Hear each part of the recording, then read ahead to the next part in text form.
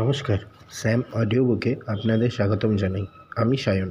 আমাদের আজকের গল্প বৃদ্ধ ও ট্রেন। গল্প পাঠে এবং বিভিন্ন চরিত্রে আমি সায়ন। শুরু হচ্ছে আমাদের আজকের গল্প বৃদ্ধ ও ট্রেন।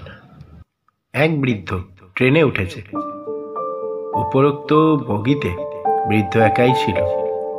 হঠাৎ 12 জন যুবক চলন্ত ট্রেনের ওই বগিতে উঠেই চিৎকার করে গান গাইছিল। ছুরি দিয়ে আম কেটে কেটে খাচ্ছিল। হঠাৎ একটি যুবক বলে উঠল, চল আমরা ট্রেনের চেনটা টেনে ট্রেনটাকে থামিয়ে দিই। দ্বিতীয় যুবক, না দোস্ত, লেখা আছে 500 টাকা জরিমানা, অন্যথায় 6 মাস জেল। প্রথম যুবক, আমরা 100 টাকা করে চাঁদা তুলি, 1200 টাকা হবে, বাকি 700 টাকা দিয়ে লাঞ্চ করব। Let's fun friends. 1200 টাকা তুলে প্রথম যুবকের পকেটে রাখলো। তৃতীয় যুবক, দোস্ত আমরা চেন টেনে ওই বুড়োটাকে ফাঁসিয়ে দেব, 500 টাকাও বাঁচলো, ফানও হলো। আমরা 12 জনে সাক্ষী দিলে টিটি মেনেই যাবে। বৃদ্ধ কাঁদতে কাঁদতে হাত জোড় করে বলল, বাবা তোমরা আমার ছেলের বয়সী, কেন আমাকে বিপদের মধ্যে ফেলবে?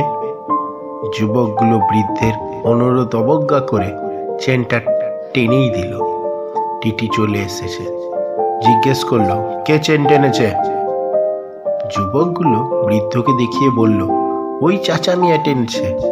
টিটি বৃদ্ধকে বলল, অকারণে চেন টানলে 500 টাকা জরিমানা অথবা 6 মাস জেল। যুবকগুলো চিৎকার করে বলল, স্যার বুড়ো অকারণেই চেন টেনেছে, হো হো হো, হ্যাঁ হ্যাঁ স্যার, হ্যাঁ স্যার। বৃদ্ধ একটু দাঁড়িয়ে বলল, টিটি সাহেব আমি বিপদে পড়েই চেন টেনেছি। টিটি বলল, কি বিপদ? বৃদ্ধ বলল, ওই যুবকগুলো আমার গলায় ছুরি ধরে আমার 1200 টাকা ছিনতাই করেছে।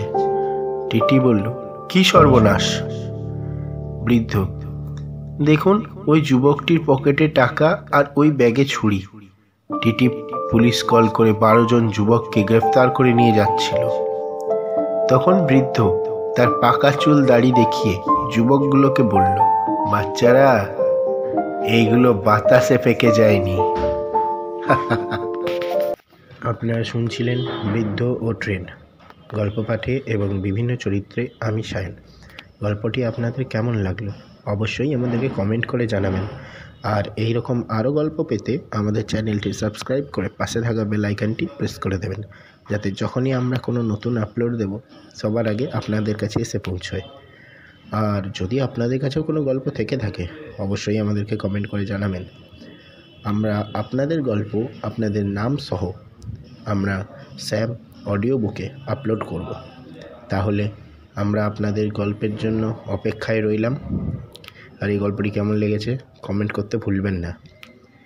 আর যদি আমাদের চ্যানেলে নতুন হয়ে থাকেন চ্যানেলটি সাবস্ক্রাইব করে পাশে থাকা বেল আইকনটি প্রেস করে দেবেন।